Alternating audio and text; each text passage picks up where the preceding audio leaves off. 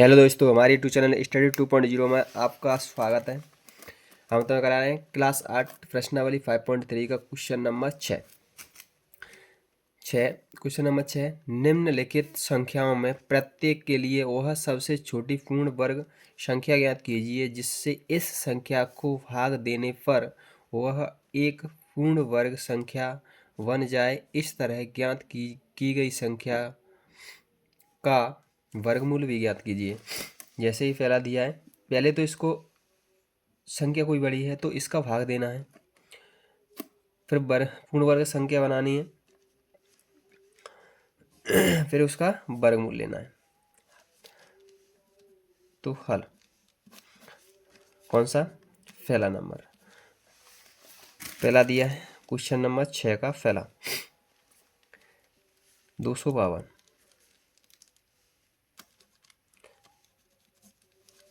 दिया है। क्या 252 संख्या दी है, इसके क्या निकालेंगे? अभाज्य गुणनखंड 252 अभाज्य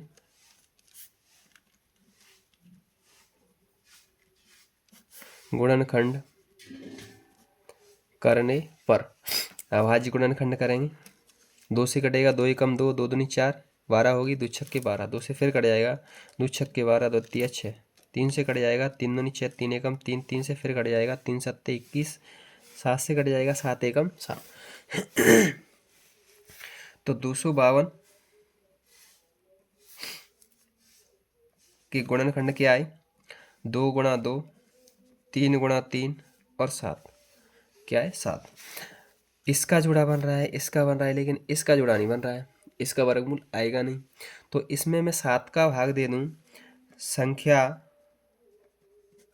252 में 7 का भाग देने पर संख्या कौन सी? 252 पूर्ण वर्ग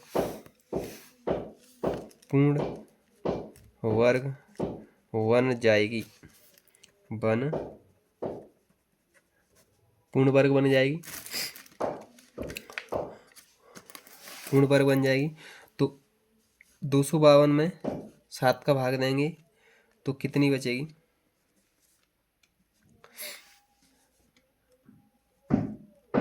252 में 7 का भाग देंगे तो कितनी बचेगी? 7 या 21, कितनी बची? 4, 7 छंक 42।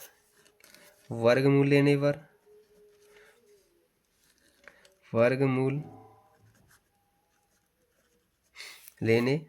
पर इसका वर्गमूल लेंगे किसका? 36 का।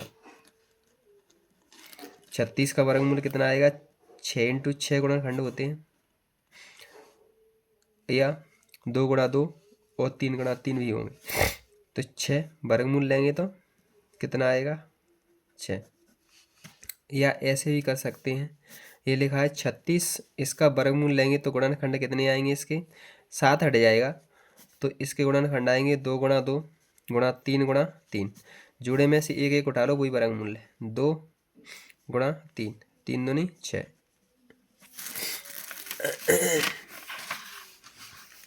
चाहे इस तरीके से कर सकते हैं, चाहे इस तरीके से कर लें, या इस तरीके से कर लें। मैंने 6 का 2 गुणनखंड कर ले, 6 गुणा 6, दोनों जुड़े में से एक जोड़ा ले लिया, 6 36।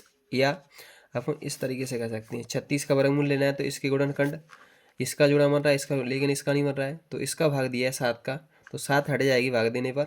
बचेगा क्या? ये जोड़े बचेंगे, 2 के बचेंगे और 3 के बचेंगे। जोड़े में से एक एक बार ले लिया, यही क्या है?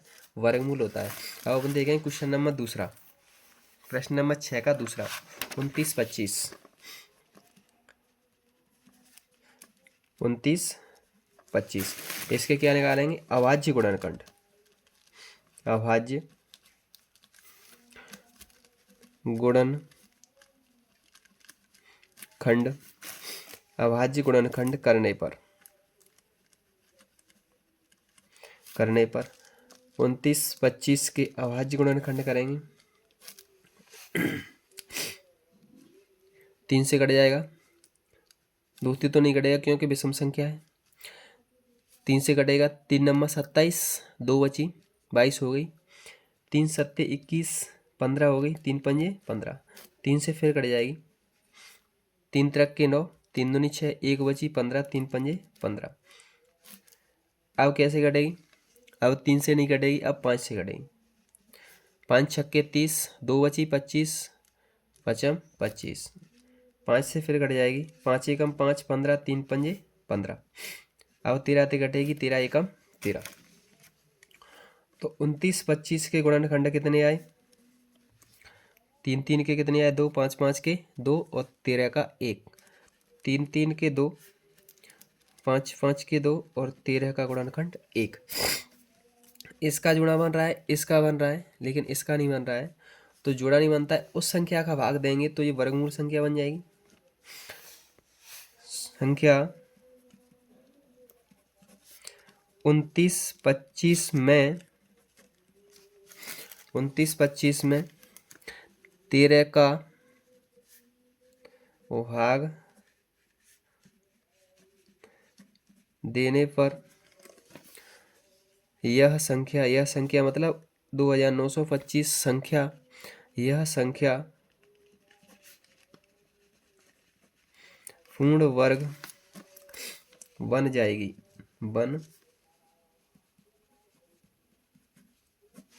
बन जाएगी। तो इसमें भाग देंगे किसका?